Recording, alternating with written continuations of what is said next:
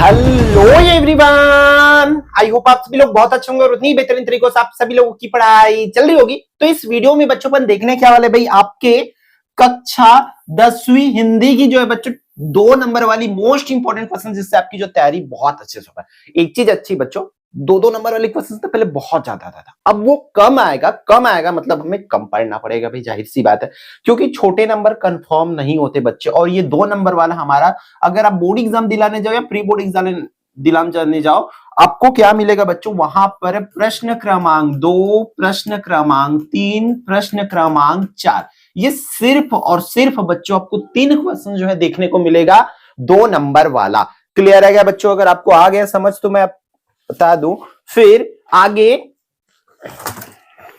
और वो कैसे आएगा ये भी मैं बता देता हूं बच्चों आप लोगों को, जैसे कि आप ये करने जाओगे, ठीक है? तो मैं आपको बता दूं ये वाला पोर्शन प्यारे बच्चों आपका क्या आने वाला है भाई। एक तो इकाई, कौन कौन सी इकाई से आएगा, इकाई नंबर किससे किससे आएगा बच्चों, आपका हो गया 1 हो गया और 6 हो गया।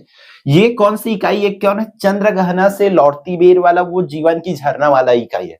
ये सिर्फ 2 इकाई से आएगा, और एक तो आएगा व्याकरण भाई, एक आएगा व्याकरण, ये फिक्स है बच्चों आप लोगों का, ठीक है? कौन आएगा व्याकरण में, 1 नंबर का व्याकरण आएगा। क्लियर है?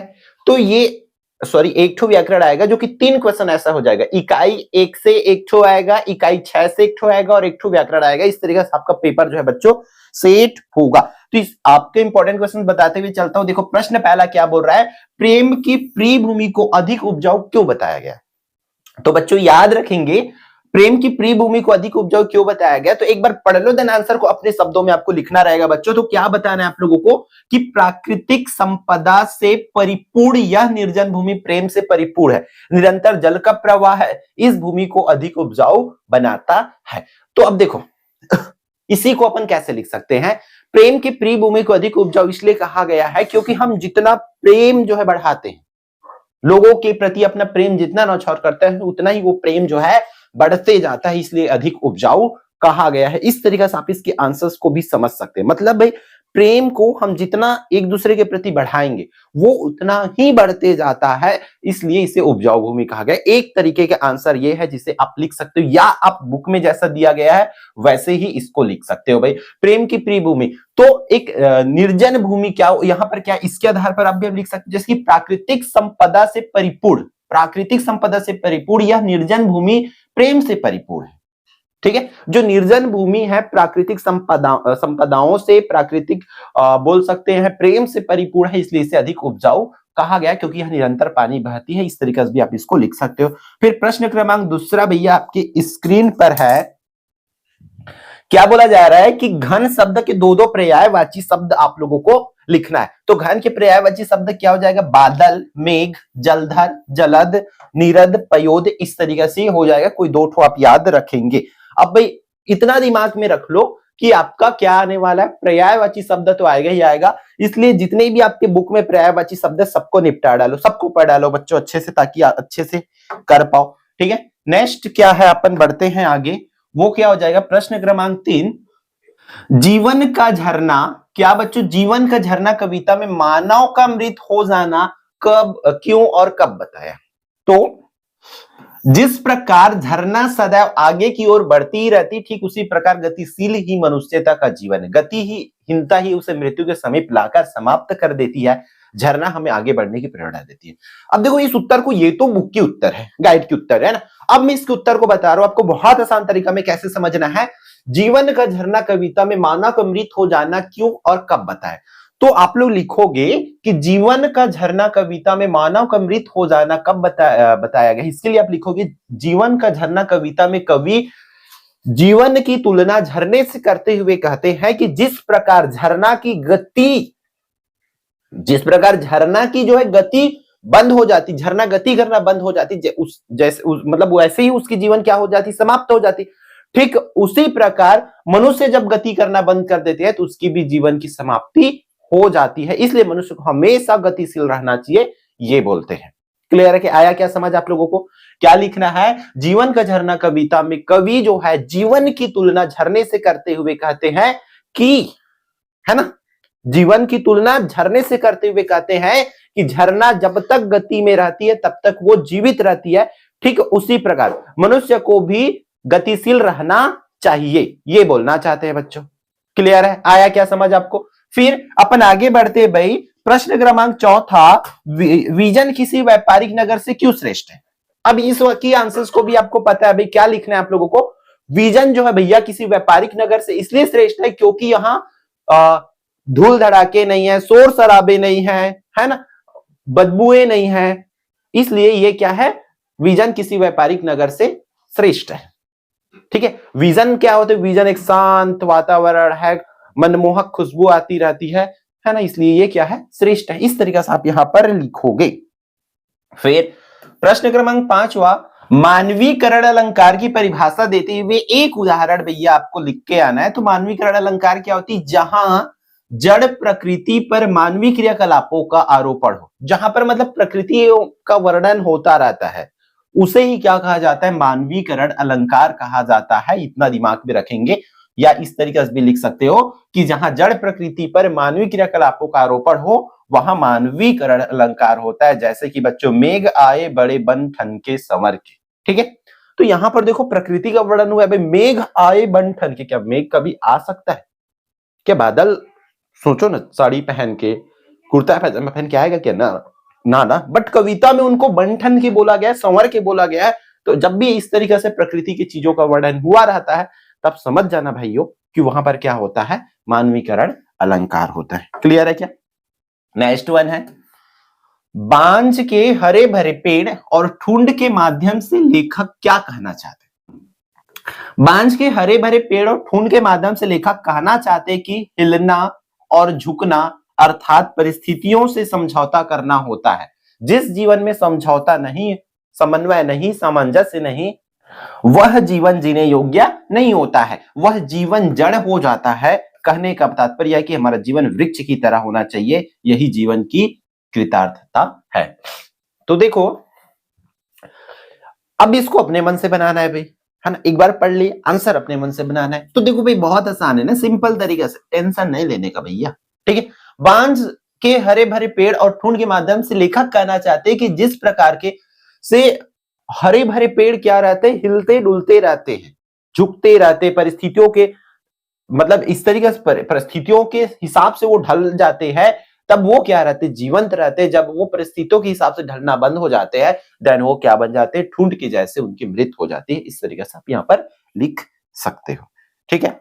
नेक्स्ट वन प्यारे बच्चों, वो क्या दिया हुआ, क्वेश्चन नंबर 7 क्या बोल रहे हैं, अलसी के मनोभावों का वर्णन करना है भाई, 2 नंबर के लिए। अब देखो, हिंदी ऐसा सब्जेक्ट है भाई, 2 नंबर वाले क्वेश्चन 3 में भी आ सकते हैं, 3 वाला क्वेश्चन 4 में भी आ सकता है। ये हिंदी है, 4 वाले क्वेश्चन को 2 में भी दे देंगे और 2 वाले को 4 में भी दे देंगे। तो आपको आंसर जो है भैया छोटा बड़ा करने आना चाहिए, बात खत्म, ठीक है। तो देखो इसमें दिया क्या है, अलसी के पौधे पतले होते हैं भाई, अलसी के बारे में बताना है। अलसी के पौधे जो क्या होते हैं, पतले होते हैं और कहीं भी उग जाते हैं, पतले होते हैं कहीं भी उग जाते हैं, इसलिए कवि ने उसे हटीली या जिद्दी कहा है भाई। पतले होते हैं, ऊपर से जहां पर वहां उग जाते, इसलिए उसको क्या बोल दिया गया है, हटीली या जिद्दी, है ना।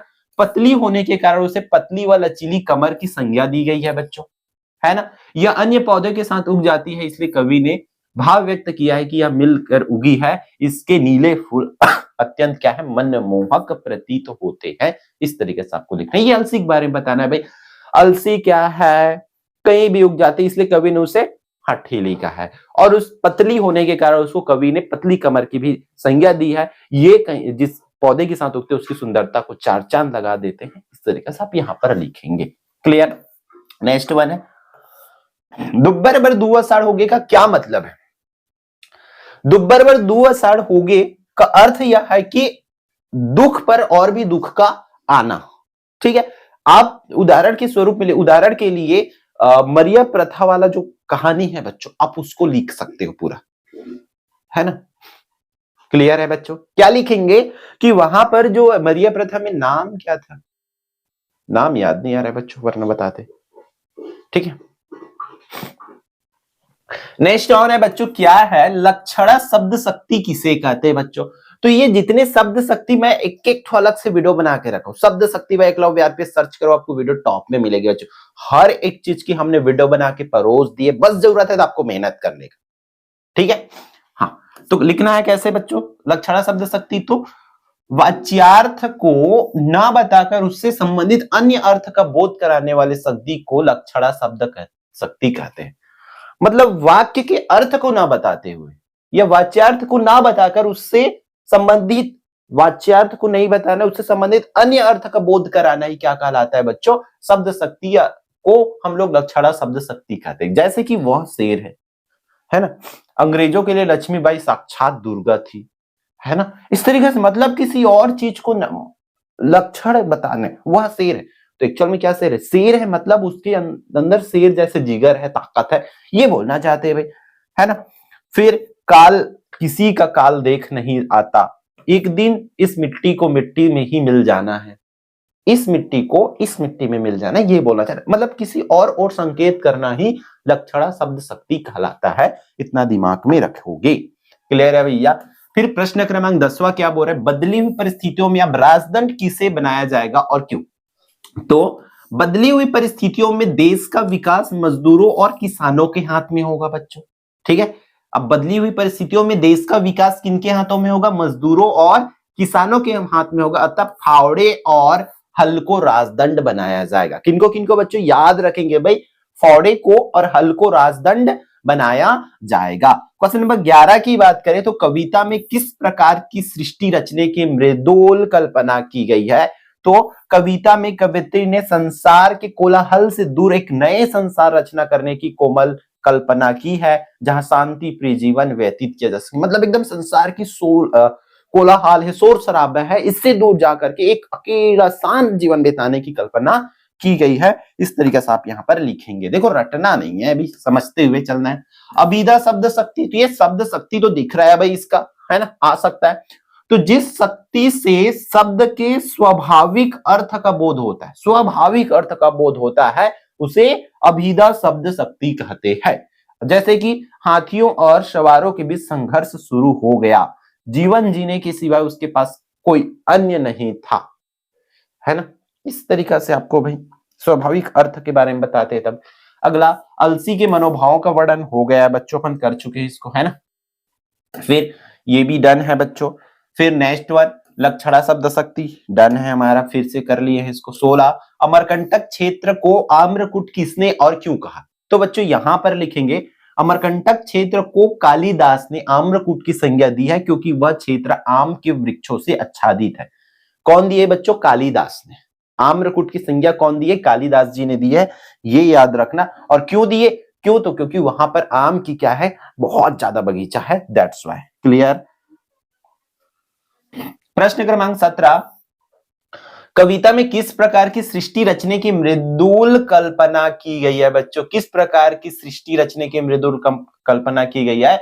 तो बच्चों लिखेंगे कविता में संसार के शोरगुल से दूर एक नई सृष्टि रचने की कल्पना की गई है। जस्ट अभी देखे हैं बच्चे इसको, है ना। विलोम शब्द भी पूछे जा सकते हैं, तिमिर का, प्रसाद का, क्या होगा इन सब चीजों को लिखने। जैसे तिमिर का उल्टा हो जाएगा प्रकाश, प्रसाद का पांडुरिया, ऐसा हो जाएगा। 19 प्रेम की प्रियभूमि को अधिक उपजाऊ क्यों बताया गया, तो ये भी क्वेश्चन अपन देख चुके हैं। क्लियर है क्या, ये भी हो गया है, डन है। लक्षणा शब्द शक्ति, ठीक है। हाँ, ये वाली क्वेश्चन देख लेते। घर धीरे धीरे घर बन रहा था, यह पंक्ति घर में किन बदलावों और उम्मीदों की ओर संकेत करती है बच्चों। तो देखो घर धीरे धीरे घर बन रहा था, तो इस तरीके से लिखेंगे यह पंक्ति घर में धीरे धीरे सुख, शांति, रौनक, अपनापन और आशाओं के बढ़ने की ओर संकेत करती है। घर का सुनापन समाप्त होकर उसमें जीवन और चहल पहल आने लगती है, उस ओर संकेत करती है। ठीक है, ये भी डन है बच्चों हमारे। ये वाली क्वेश्चन देख लो। वीर नारायण सिंह में कौन कौन से मानवीय मूल्य दिखते हैं जो उन्हें अद्वितीय सिद्ध करते हैं। तो वीर नारायण सिंह के मानवीय मूल्य कौन से, धर्मपरायणता है बच्चों। फिर क्या लिखे, मृदुभाषी, मिलनसार, परोपकारी, जन समस्या को समाधान करना, परंपराओं के पालक। इस तरीके से आप यहाँ पर लिखेंगे। तो इस तरीके से ये मुश्किल से 15 क्वेश्चन है बच्चों, है ना, क्योंकि कुछ कुछ क्वेश्चन रिपीट हुआ था इस पर। मुश्किल से 15 क्वेश्चन है जो आपके 2 नंबर के लिए इंपॉर्टेंट है। उसी 15 में से आपको 2 से 3 क्वेश्चन पूछे जाएंगे बच्चों। तो मिलते हैं बनाने वाले इंपॉर्टेंट वीडियो में। जय जोहार, जय छत्तीसगढ़।